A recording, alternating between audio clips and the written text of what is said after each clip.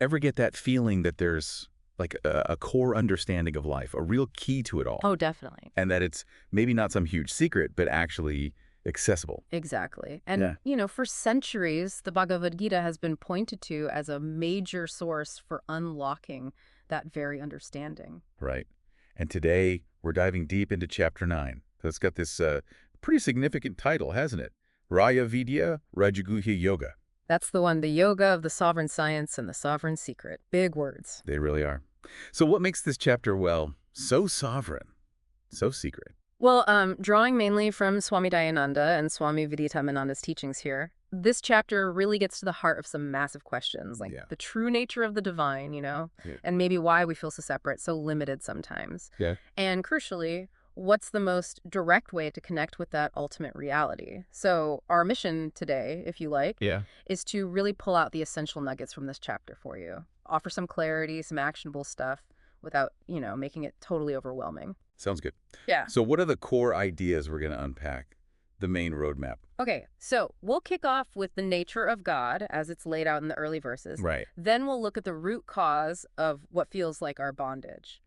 After that, we'll explore different ways people approach worship. That's upasana. Upasana, got it. And the different sides of devotion, bhakti. And finally, we'll touch on just how powerful bhakti is meant to be as the path. Great. Let's jump in. The nature of God. Okay, verses 4 to 10. It starts with this huge statement, Maya tatam idam sarvam. All this is pervaded by me, by God. That's a lot to take in. How do we even start with that? Yeah, it is big. Swami Dayananda uses a really helpful analogy here. Think about cotton and a weaver. Okay. The cotton is the basic stuff, right? It's in the entire cloth. That's like God being the very substance, the material cause of the universe. The fabric itself. Exactly. But then you have the weaver, the intelligence, the skill that actually shapes the cotton into a cloth, gives it form and purpose. Ah, so God isn't just the stuff, but the know-how too. Precisely. God is both. The material cause and the intelligent cause. The what and the how. Okay, that helps. God is the fabric and the designer. Yeah. But then the verse adds, Nachaham teshu avastita, but I'm not in them. Right. That sounds like a contradiction. How can God be everything but not be contained by it? It's subtle, yeah, but super important. Think of an actor. Okay. An actor plays all sorts of roles, right? Mhm. A king one day, a beggar the next, maybe a minister. Sure.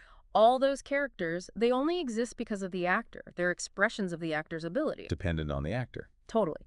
But the actor, the person themselves, isn't defined by any single role. Playing a sad character doesn't make the actor fundamentally sad. Ah, I see. The roles don't change the actor's core being. Exactly that. So similarly, the universe, all its forms, they depend on God for their existence. But the infinite reality of God isn't limited or changed or affected by all these appearances. That analogy really works. God's the constant behind all the shifting scenes. Mm-hmm. So this God is like doing everything, but also seems to be not doing anything. How does that work? Yeah, that's another fascinating point. The idea is that the Lord's mere presence is enough. Just being there. Just being there is sufficient for creation, keeping things going, and dissolution to happen. Like a magnet. Okay. A magnet doesn't, physically push or pull each iron filing. Its presence just organizes them, creates a pattern. The magnetic field does the work. Kind of. Or think of a really powerful leader. Sometimes their presence alone, their authority, inspires action without them needing to spell out every single step. Right, that commanding presence idea. Exactly.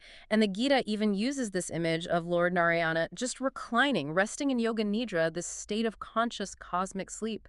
Yet the whole universe is unfolding. It's the power of that underlying awareness. Wow. Okay, so if God is essentially unmanifest, this pure potential, how does the manifest world, all this, actually come about?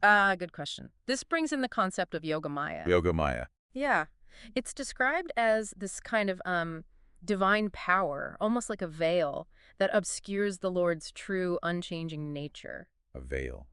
Like hiding something. Sort of. Think of a really skilled magician. They create illusions, right? Things Yeah. that look totally real to the audience. Yeah, sawing someone in half. Right. But the reality is different. Maya literally means magic, illusion, creating an appearance of something that isn't the ultimate reality. So the Lord appearing to be born or having a body, that's the illusion. That's the idea presented here. It's an appearance generated by yoga maya. The ultimate truth is that the Lord is birthless, timeless, unchanging. It's not that the divine becomes the world, but it appears as the world. Like the magician isn't really hurting anyone, it's just a perception trick. You got it. And there's another layer, too.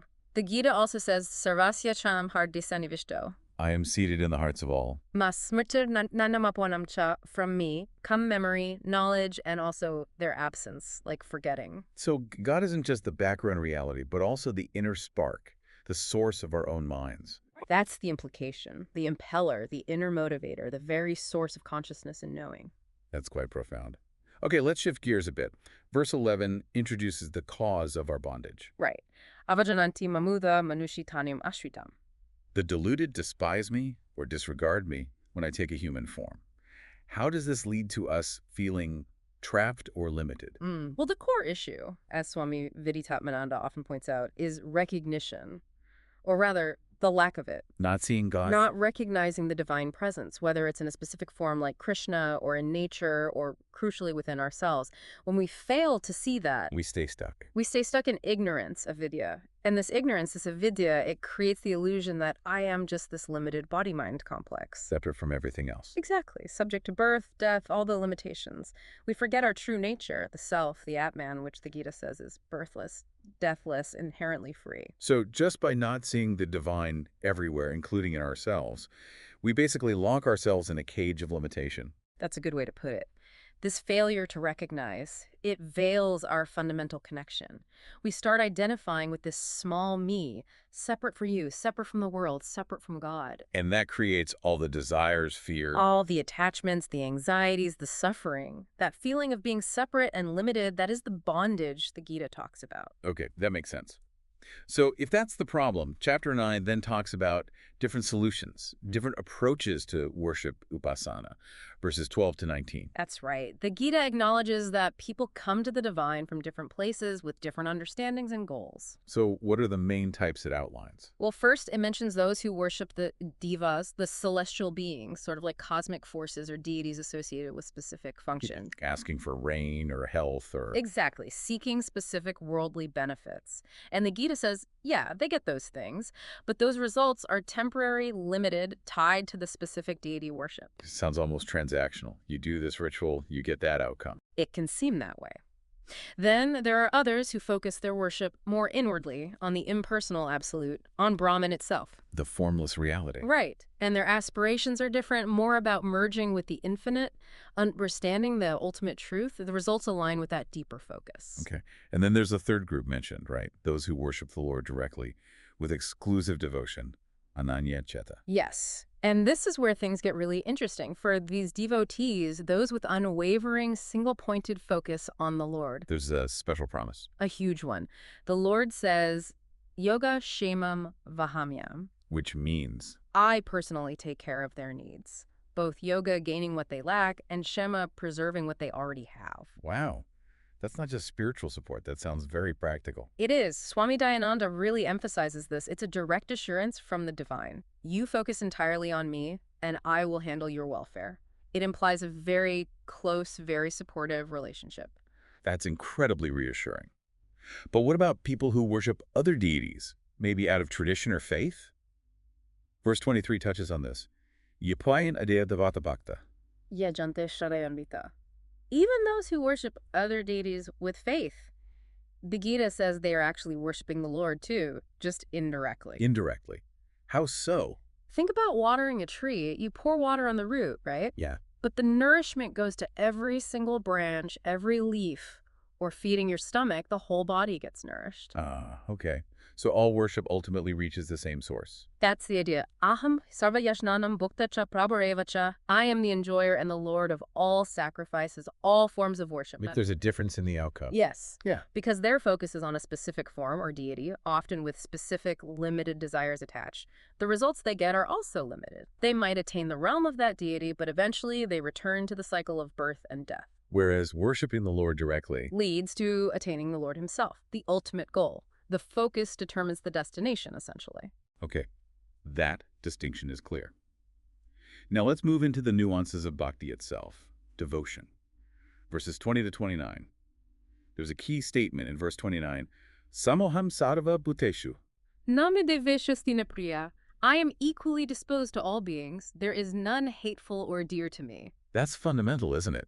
God doesn't play favorites. Absolutely crucial. Divine love, as presented here, isn't conditional. It's like the wind or the sun. It shines on everyone, good or bad, saint or sinner, without preference. So the transformation we hear about through bhakti, it's not because God suddenly starts liking us more. No, it's because our devotion, our turning towards the divine, opens us up.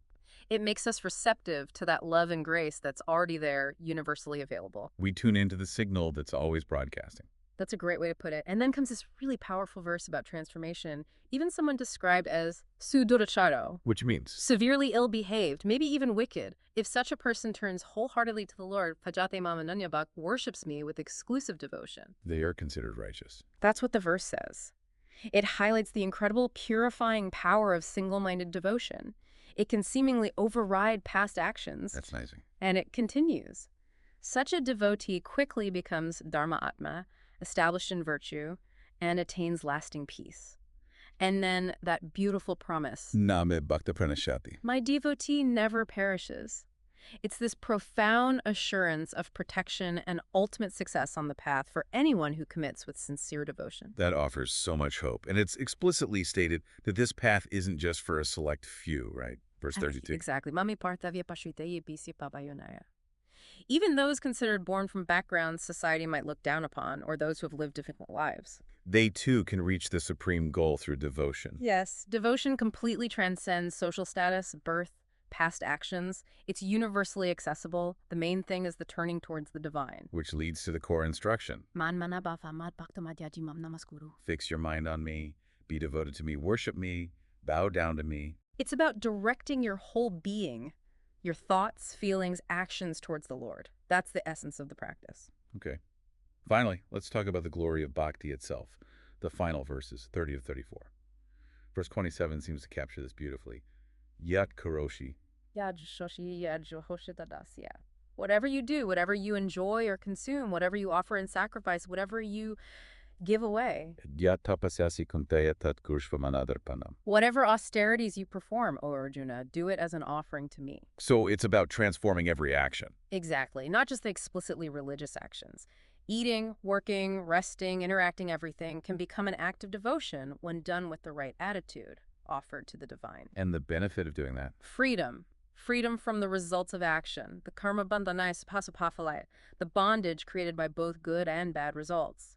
When you offer the action and its fruit to the Lord, you're no longer personally bound by it. So it's not about stopping action, but changing our relationship to it, seeing the divine in the action and offering it up. Precisely. It's a path of action and renunciation, renouncing the attachment to the results, not the action itself. This yoga of devotion makes everything sacred. And this leads to liberation. Yes. Through this practice, the Gita says, one becomes free even while living in this world, and ultimately, upon leaving the body, reaches the Lord. Chapter 9 really presents bhakti as this supreme, direct, and accessible path to realizing who we truly are and our connection to the divine. So just to recap our deep dive into Chapter 9. Right. Wow, we've covered a lot. We have. We looked at God's nature pervading everything, yet beyond it. The source of everything. The material and intelligent cause. The reason we feel bound. Basically, ignorance. Not recognizing that divine reality within and around us. Avidya, that sense of separation. We touched on the different ways people worship for specific results, towards the absolute or directly to the Lord. And that incredible promise of care for the devoted ones, the Yogad Shamam Vahamyam. Right, and then the sheer power and inclusivity of bhakti, how it can transform anyone, regardless of background. Name bhakta pranashati, my devotee never perishes. And finally, making every single action an offering. That seems to be the key practice. It really ties it all together. Chapter 9 gives such a profound understanding of our relationship with the divine, and crucially, a clear path of love, devotion, offering to bridge that seeming gap. It genuinely makes you reconsider your day-to-day stuff, doesn't it? Absolutely. What if you actually tried to see every task, every interaction as an offering? Yeah. How might that shift things? It's a really powerful thought to sit with. It truly is a perspective shift that could change everything. Well, for those ready to explore further, our next deep dive will move into Chapter 10 of the Gita. Yes, we'll get into the vibhutis, the specific glories and manifestations of the divine in the world. More illuminating insights to come.